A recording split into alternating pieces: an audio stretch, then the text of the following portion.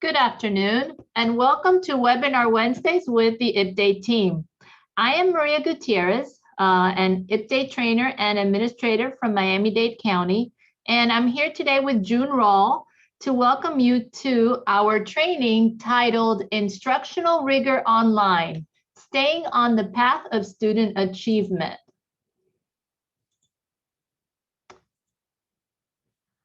Okay, so before we begin, let's briefly go over some housekeeping rules. Remember that if you do have a question, you may type it into the Q&A option and hit the send button. All attending microphones will be muted and you will be in listen-only mode. Now, today's presentation is being recorded and it will be available for access within 48 hours on our IPDAY website. Now, today's training is centered around maintaining instructional rigor online. Let's open by looking at some key points regarding academic rigor. Maintaining rigor online is a frequent topic in adult education. However, it is difficult to define because we are not clear as to what actually promotes rigor in our classrooms, especially in our virtual classrooms. There are a few things that we do know about academic rigor. So today I am going to share 3 elements that will be addressed throughout this training. Now, according to this article, and I absolutely love this article, it's titled Academic Rigor in the Online Classroom, and it was published by Wiley Educational Services. Academic rigor is present in courses that have 3 things. First, in courses that require students to master material with sufficient facility to apply it to multiple contexts. Also would provide courses that provide students with the opportunity to develop the ability to reflect and act on their own understanding. And also courses that set expectations and align grading and feedback opportunities just to ensure that students have met those expectations. Last year in 2020, IPDAY provided multiple trainings on resources that you could use in your ABE online courses in order to address student learning needs. Now, some of these included a common planning tool for ABE reading, ABE math, and ABE language. We also provided you with the individual instructional student plans or IISPs for, again, TABE reading, language, and math, and a variety of resources, lessons, and activities addressing content for your virtual as well as in-house ABE courses. Today, I will be showing you how you can further use these resources in order to increase the instructional rigor in your online classes. So, let's get started. In this training, we are going to cover 3 basic objectives. First, we're really going to look at academic rigor and we're going to define it. Next, we are going to take a look at how we can use Webb's depth of knowledge chart to increase rigor. And finally, we will explore how we can use IPDAY's common planning tool for ABE reading, language, and math, as well as IPDAY's IISPs as tools to help you add rigor to your lessons.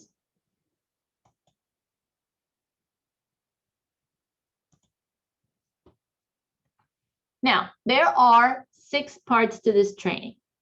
In part 1, we will define academic rigor, right? In part 2, we're going to take a look at Webb's depth of knowledge. Part 3, we will explore how we can use this Webb's DOK to increase rigor in our online classrooms. Part 4 is going to take you back to our common planning tools for ABE reading, language, and math, so that we can explore how you can use these tools to plan more rigorous lessons for your ABE classrooms. Part 5 will also take you back a little bit to IPDAY's individualized instructional student plans for TABE reading, language, and math, so that you can identify ways in which you can plan rigorous activities during individualized instruction. And then finally, in part 6, we are going to put it all together and review how you can plan a lesson using all of the resources and tools covered in this training. And this portion of the training will ensure that you're able to create more rigorous lessons and activities on your own. Now, I know you have a lot of questions about academic rigor, but let's just address the one question: what is academic rigor? Well, we already said that it's a frequent topic for discussion, but it isn't easily defined, right? Because honestly, the definition depends on who you ask. For example, students and instructors each have a different definition for this term. There isn't a consensus on what makes a course rigorous. For students, rigor is usually associated with the course workload or how harsh the grading was and the difficulty of the course. For instructors, emphasis is placed more on the quality of instruction. Now, according to a 2013 study by John Drager and his colleagues, instructors believe that rigor involves, first, active learning, next, meaningful content, third, higher order thinking, and fourth, setting and meeting appropriate expectations. Now, obviously, these are not the only factors contributing to rigor. However, the conclusion in general was that academic rigor occurs when these four dimensions are present simultaneously in the learning context. Presently, there continues to be quite a buzz around this term academic rigor, but until experts agree on one solid definition for the term, we can still take steps towards increasing rigor in our online classrooms. For now, we define rigor as being present in a course when students are expected to apply their knowledge to multiple realistic contexts, expected to monitor their own work and independently make accurate judgments on their strengths and weaknesses, and expect them to meet appropriately high expectations for meaningful achievement of the learning outcomes. Now, let's go back for a minute to the four dimensions we noted earlier that together support this academic rigor. Throughout the training, you're going to see that when we combine these four elements, active learning, meaningful content, higher order thinking, and setting and meeting appropriate expectations with the tools and resources on the slide, right? The result is going to be academic rigor. Now, this is the formula that we're going to apply throughout this training to increase rigor in your online classrooms. And don't forget, you are strongly encouraged to view the two trainings listed here, since the content provided in these trainings is essential in developing these rigorous activities. I'll provide you a review of the key points, but for more in-depth information, please refer to these prior webinars. Now that you know what academic rigor is, I'm going to ask how many of you are familiar with Webb's depth of knowledge, or DOK. Well, I think most of you are, but don't worry, because we are going to go over it in part 2. Now, before we get into Webb's DOK, I just want to briefly address Bloom's taxonomy. It's pretty simple. If you're in education, you know Bloom's, right? So for those of you that may be new, in 1956, Benjamin Bloom worked with a group of educators just to classify the levels of intellectual behavior, starting with the super simple tasks, which are at the bottom here, and then moving to more complex ones at the top of the pyramid. Then in 2001, the original taxonomy was updated by Lauren Anderson and David Krathel to the current framework that you see here on the right. Now, here, remember, the word remember involves being able to recall, define, or label. Understand is to summarize or classify. Apply breaks down parts of, requires some level of implementation or following a procedure, right? If you analyze, this refers to breaking down parts of a concept for deeper analysis. And if you evaluate, that is critiquing or making a judgment based on research, and creating is just developing something new based on all of the learning, right? Now, what you need to remember about Bloom's is that a learner has to master the lower levels before moving up to the next higher ones. And this is really important. For most of us, Bloom's was the first exposure that we had to a framework that we could use to actually measure the rigor within a lesson, right? But let's move on to Webb's depth of knowledge, or DOK, and see how it's a little different. Webb's DOK consists of 4 levels, with 1 being the simplest and 4 being the most complex. Let's just briefly look at each one individually. Level 1, acquired knowledge, involves recall and reproduction. It involves remembering facts or defining a procedure. Level 2, knowledge application, are skills and concepts. Here, students use learned concepts to answer questions. Level 3, analysis, involves strategic thinking. Complexity increases here and involves planning, justification, and complex reasoning. So basically, it explains how concepts and procedures can be used to provide results. Level 4, augmentation, is extended thinking. This requires going beyond the standard learning and asking, how else can the learning be used in real world contexts? So, when we initially looked at Bloom's taxonomy, we saw that it was a framework for classifying learning based on different levels of cognitive rigor and complexity. In other words, it measured the cognitive levels students are expected to show to prove that learning occurred. Also, remember that with Bloom's updated framework, the nouns were switched to verbs. Remember what you saw there? When we look at Webb's DOK, however, verbs alone do not determine the DOK's level of an assessment task. We're in fact looking at what follows the verb. For example, it's not about the difficulty of the task. It's about the complexity of mental processing that must occur to complete the task. So basically, the DOK is a model to analyze how deep students think to answer questions and complete activities. Its focus is on how deeply students need to know content for a given response. So as we close up with part 2 of the training, let's just briefly look at this chart from Maverick Education. I love this chart because it really clearly explains what this depth of knowledge is. Now, it addresses all of the key points for each of the 4 DOK levels, meanwhile keeping it simple enough so we can effectively plan lessons around it. Now, take the time to read this carefully.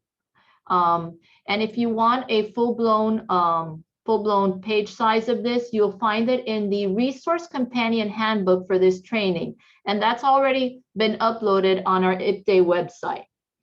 Now, a lot of this information is included in a common planning tool, which I will share with you towards the end of part 3. But for now, let's just keep on our little roll here. All right, so now we can make the distinction between Bloom's taxonomy and Webb's DOK, right? So let's focus on the DOK and how we can use it to increase rigor in our online classrooms. Here's a picture of the DOK wheel, right? It's an easy at-a-glance view of the 4 DOK levels, along with sample activity types for each. Many of you are no stranger to this wheel. However, if you do want the full page copy, again, it's in the appendix section of the resource handbook. Now, I want you to look beyond the chart so that we can begin to think about how we can use this information to develop more rigorous online lessons. Let's look deeper into the differences among levels. All right, since the pandemic, we've all been spending a lot of time either on Amazon buying stuff we don't need and will probably never use, or binge watching pointless shows in front of our TV, right? That being said, I thought you guys might actually get a kick out of this slide. I came across this while I was purposelessly, mind you, surfing the web, and found that it's a simple and applicable way to explain Webb's DOK. Think of the 4 TV shows that are depicted here. You have Jeopardy, you got Top Chef, Survivor, and Shark Tank, right? So what happens in Jeopardy? Well, basically the contestants are presented with general knowledge clues, right, in the form of answers, and then they have to phrase the responses in the form of questions. So basically, they just need to recall information. That's it. So it's a perfect example for DOK1. Top Chef is a reality competition show, right, where chefs compete against each other in culinary challenges. So they have to use their culinary skills and know-how in order to meet these challenges. And we're going to say that this is a perfect way to explain DOK2. Now, Survivor is also a reality competition, right? And in this show, a group of contestants are usually marooned on an isolated location, and they have to think strategically in order to solve problems and to survive. So this is a sample for DOK3. And DOK4, we have Shark Tank. Now, this is a show that features entrepreneurs making business presentations to a panel of 5 investors or sharks, right? Who in turn have to decide whether or not to invest in their companies. And with this type of extended thinking, right, is a perfect example for DOK4. So as we move into developing rigorous activities for our virtual classrooms, it's essential to remember that DOK is a reference to the complexity of mental processing that has to occur to answer a question, perform a task, or even generate a product, right? It's about the intended outcome, not about difficulty. And it's this intended outcome that determines the DOK level. It's all about complexity. So as you develop activities for your virtual classes, please be sure to create learning opportunities that hit a variety of complexity levels. And this is very doable with DOK because unlike Bloom's, right, the levels are not sequential. Don't you love this analogy? I love it. It makes it so clear to understand. Okay, now let's go back to the DOK wheel. Since the focus of this training is geared toward virtual instruction, I've added a layer of web resources that you can use as you develop activities at each DOK level. Now remember, again, you have the full print versions of all the visuals in this training in the appendix section of the Companion Resource Handbook. Please, I strongly urge you, take the time to explore each of these websites. Some of them are truly amazing resources. All you got to do is just type in the name of the resources in the search button and it will pop up. And then you can just select it. And keep in mind also that a lot of these resources can be used for more than one DOK activity. You know, explore them, be creative. Now, as I think about developing lessons for online classes, I just want to make sure that I have activities that represent all 4 DOK levels. The reasoning behind this is that I want to provide all students with an opportunity to participate in online activities, regardless of their cognitive abilities, right? We want everyone to be engaged. Now, this being said, I still want to make the activities as rigorous as possible. So I do want to be sure to include a larger number of DOK3 and DOK4 activities in every lesson.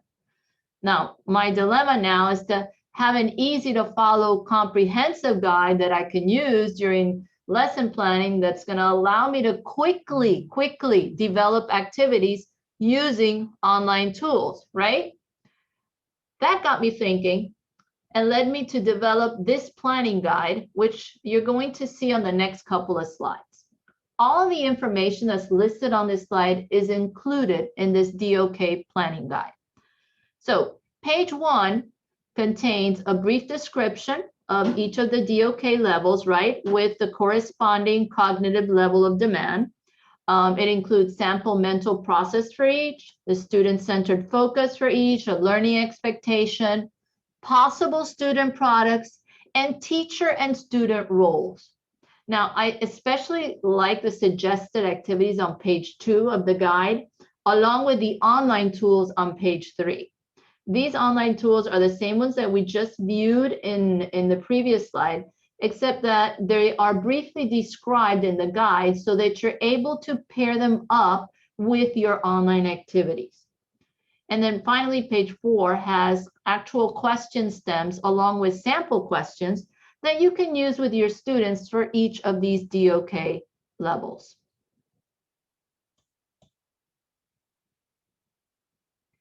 So here is the first page of the DOK lesson planning guide, which focuses on providing you with an overview of the 4 DOK levels. Now, use this chart so you can easily develop activities that represent each of these levels because they're easily listed here. All you got to do is just select. Now, page 2 of the DOK Common Planning Guide lists sample activities for each of the DOK levels. Again, remember, refer to the guide in the appendix of the companion handbook, okay? You've got the full print there. And then use it during your common planning so that you can be sure to address all of the DOK levels. Also, when you're planning, try to focus on including more DOK 3 and 4 level activities as the trimester progresses so that you continuously strive to increase rigor in your online classrooms. You also want to rotate activities to keep students engaged and motivated so that, to avoid the monotony. Let's take a look at page 3.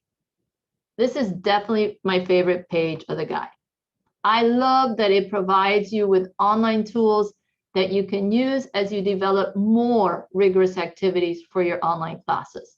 Now, the tools are listed under the DOK level, and each is followed by a brief description so you don't have to guess which tool to use for which type of activity, right?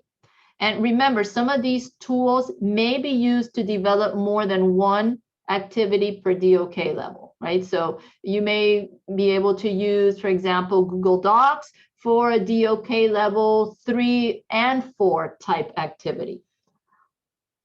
Just be sure that you keep your focus on non-mastered content as you develop these activities and you select the tools that you want to use, because this is always going to be the main focus as you plan for your lessons. Now, this last page of the guide provides sample question stems and questions for each DOK level. I have also included 2 web links so you can explore grade level, DOK level questions and activities for math. For those of you who teach math, I didn't want to leave you out. And you may even want to share this chart with your students. Okay, so next we're going to go over our very popular ABE Common Planning tool, right? And we're going to see how you can use it to plan your rigorous lessons. Here you have IPDA's Common Planning tools for the multi-level classrooms. Remember it? If you need a refresher, please remember there are 3 TABE 11-12 common planning tools for the multi-level classroom. There's one for TABE reading, one for TABE language, and one for TABE math. And all of the skills that are listed on each of these planning tools are TABE tested skills. These skills correlate to the skills that are outlined on the TABE individual student profile report. So if you see that a student failed a particular skill as outlined on his TABE profile report, then you need to be sure to address it during instruction. Now, that being said, remember that every subject area planning tool contains all tested content across all TABE test levels. That includes level E, M, D, and A. So this lets you move from the lowest level of instruction, say E, through the highest level of instruction, A, in the same class. If you do need a refresher on these common planning tools, just refer back to the training titled Using the IISPs in a Virtual Setting, and you'll have access to information on these common planning tools. All right, so now as we move on, the connection you need to make with the common planning tools and your lessons is that you need to be sure to identify all content that has not been mastered by the students in your class. So just highlight the content on the common planning tools. Now you're ready to develop rigorous lessons with a purpose. There's no purpose in developing rigorous lessons on content that your students have already mastered. There's no purpose to that. Address what is tested and has not been mastered, and then develop your rigorous lessons around that content. This will help you to continue to target non-mastered content, right? So that you can fill in the learning gaps and you can provide students with meaningful, engaging, and rigorous activities that are actually going to move their progress bar in the right direction. Another point I wish to make before moving on to part 5 of the training is that, when you are developing these rigorous lessons, please try to address as many non-mastered tape skills as possible. Create or add depth to the activities by having students dig deeper into each lesson. Help them to make connections among various skills by creating contextualized lessons that mirror real-life scenarios. And this will enable students to incorporate prior knowledge and make connections as they work through the activities. All right, you ready for part 5? In this part of the training, I'm going to show you how you can use the IISPs, or the Individualized Instructional Student Plans, to plan rigorous activities that are unique to every student. So in other words, that allow you to individualize instruction so you can target each student's learning gaps.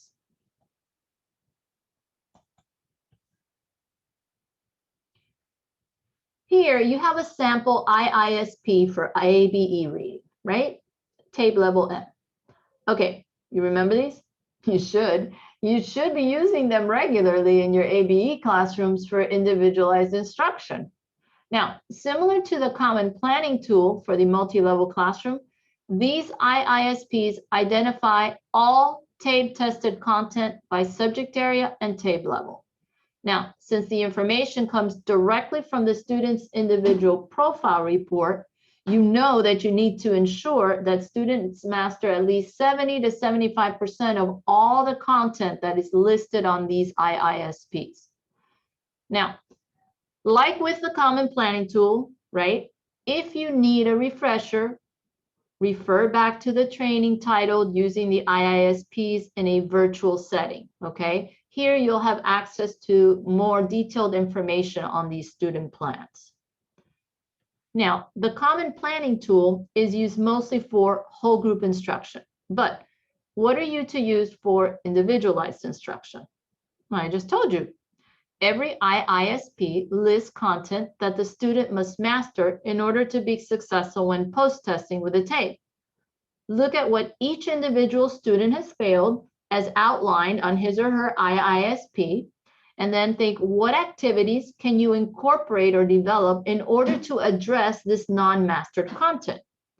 There are numerous online resources which I've already mentioned in this training. So go back to these websites and search for content on these standards or skills. Select or develop activities that incorporate higher DOK levels to ensure that your students are applying critical thinking skills. And remember, you can always group students who have non-mastered content in common so that they can work together and they can challenge each other, right? And still complete these rigorous assignments with success.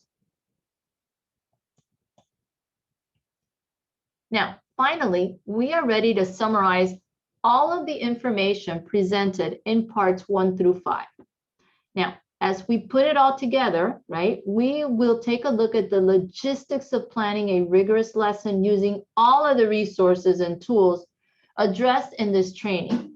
I just want to be sure that you're able to create more rigorous lessons and activities on your own when this webinar training is over. Now, let's review our formula for academic rigor. We've got 4 factors to support it. 1, active learning. 2, meaningful content. 3, higher order thinking. And 4, setting and meeting appropriate expectations. Now, in my previous IPDAY training titled Keeping Students Connected, Engaging Activities for the Virtual ABE Reading and Language Classrooms, I addressed active learning in depth. To briefly summarize, there were 3 top techniques that were highlighted. The first was generate, which referred to students generating connections, questions, and solutions. The second was integrate, which referred to students integrating new information with pre-existing knowledge. And the third, retrieve, referred to students being given repeated opportunities to retrieve learned information, right? And the next category addressed under active learning was 3 types of interactions that needed to be included. These were student to teacher, student to student, and student to content interactions. Now, as you develop your rigorous activity, go through these checkboxes for active learning and make sure that you incorporate these ingredients. Next on our formula for academic rigor is meaningful content. So select content that is relevant and of interest to your students. Try to personalize it as much as you can. To incorporate higher order thinking, use your DOK chart and develop activities that are at mostly DOK 3 and 4 levels. All right, when it comes to setting and meeting appropriate expectations, use the TABE 11-12 common planning tools for the multi-level classroom along with your students' IISPs. Target non-mastered content and have your students update their IISPs as they complete activities and master content. Add the DOK Common Planning Guide and the previous 2 webinar trainings on this slide, and you are good to go.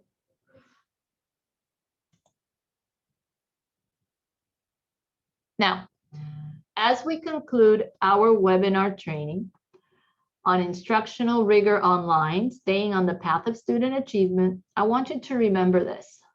When incorporating rigor into your lessons and classroom activities, please be sure to do so in a planned, purposeful manner. Clearly define goals around what you want students to learn and be able to master for every activity. As you assess mastery, provide feedback and allow them time for reflection. This will provide them with an opportunity to see the value in completing these rigorous activities. And please, don't forget to take time to reflect yourself. Continue to ponder ways in which you can increase rigor as you develop lesson activities to address required content and support student success. Now, as always, you guys know me well. You know that I like to end my trainings by emphasizing a growth mindset. So I'm going to ask you to take what you have learned in this training one step further. Change how you develop or select lessons to ensure that you're developing activities that address all 4 DOK levels. Use the techniques and resources that were shared during this training to continue to increase instructional rigor.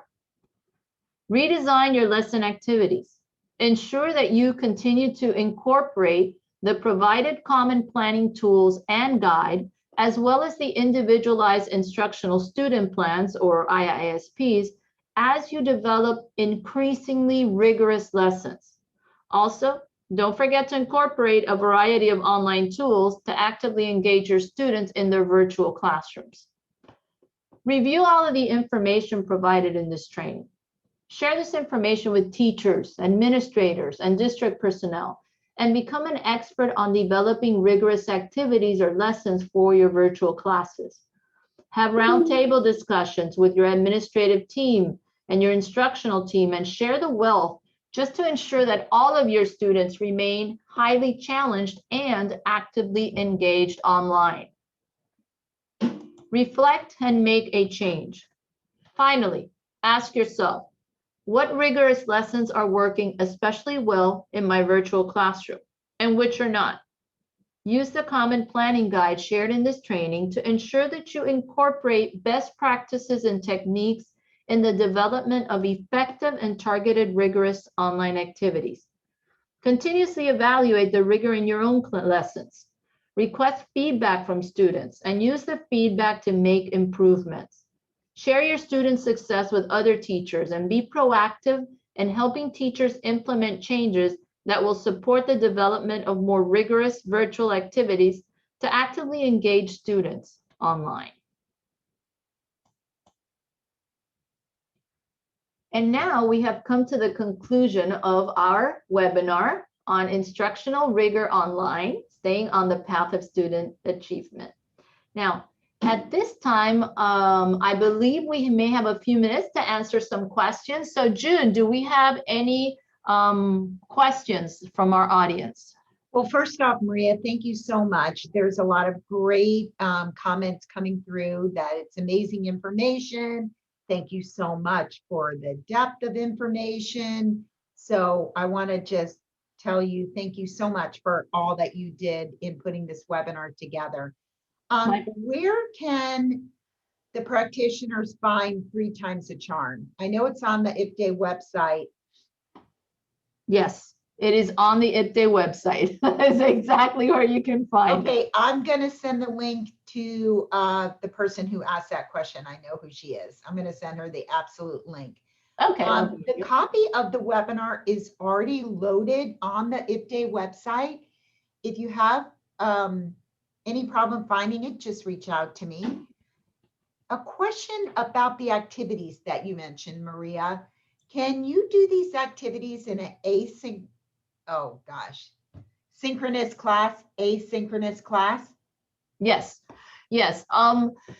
You can, whether you're talking about synchronous activities or asynchronous activities, you could actually adapt the activities to both. All right. If you want something more engaging with the students, you may want to do it in a synchronous format, which would be like a live webinar type of deal. But you can also post activities that the students can reply to in their own time and make it asynchronous. So either way, they could be assignments that they work on in groups and then upload at a later date, or they could be, it could be announcements that they may post, or maybe even some poll questions that they respond to. There are many ways that you can adapt these activities to either synchronous or asynchronous examples. Okay, thank you. For blended learning, is there an online tool that takes the TABE results and creates an assignment list? No, there is not. I wish there were. Maybe we would maybe we'll develop something like that. That might be a good idea. But we do have a lot of lessons posted on our website that have a lot of activities already address a lot of these tested skills. So if you just check out our website, really check it out and take the time to look at the lessons, and you will see that the actual TABE skills and the CCR standards are listed on there. So you'll be able to easily match those up with whatever your class needs assistance with. Okay, thank you, Maria. Well, at this time, there's going to be a poll that's going to appear on your screen. I would love it very much if you would answer these 3 short questions. We'd love to hear your feedback and get some information of how you enjoyed the webinar. Would you recommend it to others? And do you plan to apply what you've learned from this webinar? While you're doing that, I just want to remind you that next Wednesday, March 3rd, we will have a webinar that will be titled Informal Assessments in AGE. So I hope that all of you can join us again next Wednesday. Until then, I wish you a very safe rest of your day and a great week. Thank you, folks. Thanks for joining us today. And thank you, June. Thank you, Maria.